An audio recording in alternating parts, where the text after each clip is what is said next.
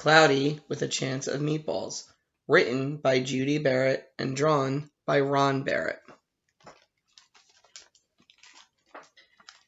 We were all sitting around the big kitchen table. It was Saturday morning, pancake morning. Mom was squeezing oranges for juice. Henry and I were betting on how many pancakes we each could eat, and Grandpa was doing the flipping.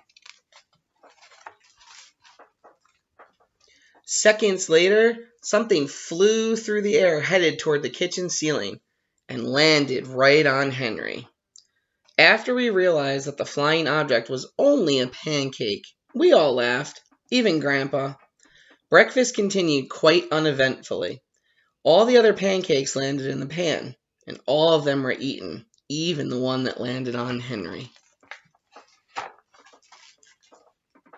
That night, touched off by the pancake incident at breakfast, Grandpa told us the best tall tale bedtime story he'd ever told. Across an ocean, over lots of huge bumpy mountains, across 3 hot deserts and 1 smaller ocean, there lay the tiny town of Chew and Swallow. In most ways, it was very much like any other tiny town. It had a main street lined with stores, houses with trees and gardens around them, a schoolhouse, about 300 people, and some assorted cats and dogs. But there were no food stores in the town of Chew and Swallow. They didn't need any. The sky supplied all the food they could possibly want. The only thing that was really different about Chew and Swallow was the weather. It came 3 times a day, at breakfast, lunch, and at dinner. Everything that everyone ate came from the sky. Whatever the weather served, that was what they ate. But it never rained rain, it never snowed snow, and it never blew just wind. It rained things like soup and juice. It snowed mashed potatoes and green peas. And sometimes the wind blew in storms of hamburgers.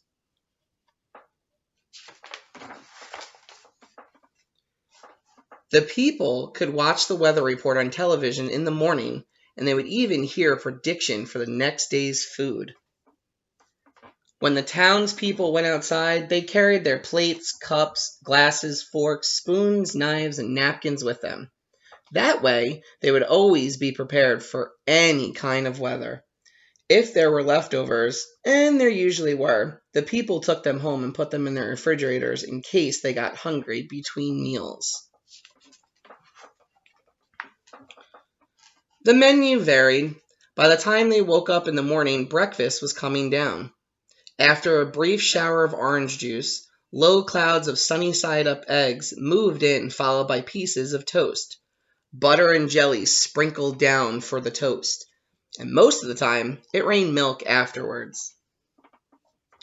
For lunch one day, frankfurters, already in their rolls, blew in from the northwest at about 5 miles an hour.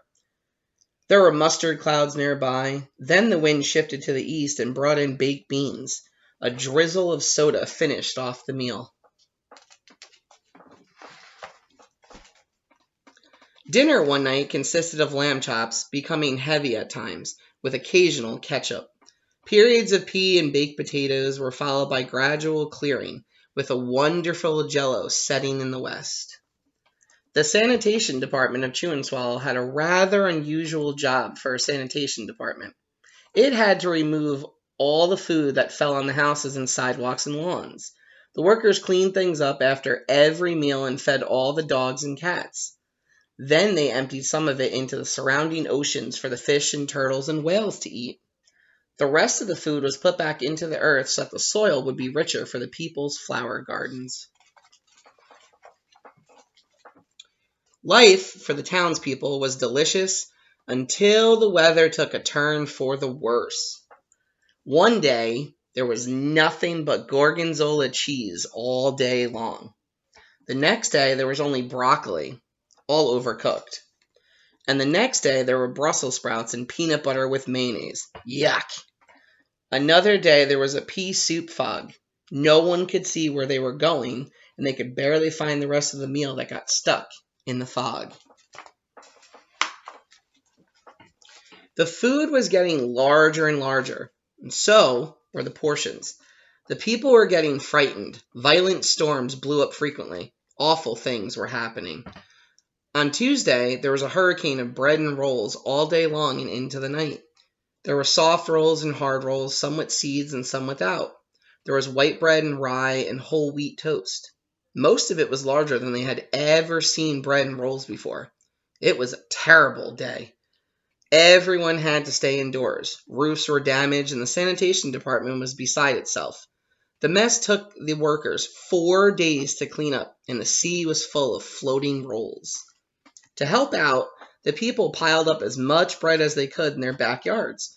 The birds picked at it a bit, but it just stayed there and got staler and staler. There was a storm of pancakes one morning and a downpour of maple syrup that nearly flooded the town. A huge pancake covered the school. No one can get it off because of its weight, so they had to close the school. Lunch one day brought 15-inch drifts of cream cheese and jelly sandwiches. Everyone ate themselves sick, and the day ended with a stomachache. There was an awful salt and pepper wind accompanied by an even worse tomato tornado. People were sneezing themselves silly and running to avoid the tomatoes. The town was a mess. There were seeds and pulp everywhere. The sanitation department gave up. The job was just too big. Everyone feared for their lives. They couldn't go outside most of the time. Many houses had been badly damaged by giant meatballs. Stores were boarded up and there was no more school for the children. So, a decision was made to abandon the town of Chew and Swallow. It was a matter of survival. The people glued together the giant pieces of stale bread sandwich style with peanut butter, took the absolute necessities with them, and set sail on the rafts for a new land. After being afloat for a week, they finally reached a small coastal town, which welcomed them. The bread had held up surprisingly well enough for them to build temporary houses for themselves out of it. The children began school again, and the adults all tried to find places for themselves in the new land. The biggest change they had to make was getting used to buying food at a supermarket. They found it odd that the food was kept on shelves, packaged in boxes, cans, and bottles. Meat that had to be cooked was kept in large refrigerators. Nothing came down from the sky except rain and snow. The clouds above their heads were not made of fried eggs. No one ever got hit by a hamburger again. And nobody dared to go back to Chew and Swallow to find out what had happened to it. They were too afraid. Henry and I were awake until the very end of Grandpa's story. I remember his goodnight kiss. The next morning we woke up to see snow falling outside our window. We ran downstairs for breakfast and ate it a little faster than usual so we could go sledding with Grandpa. It's funny, but even as we were sliding down the hill, we thought we saw a giant pat of butter at the top. We could almost smell mashed potatoes. The end.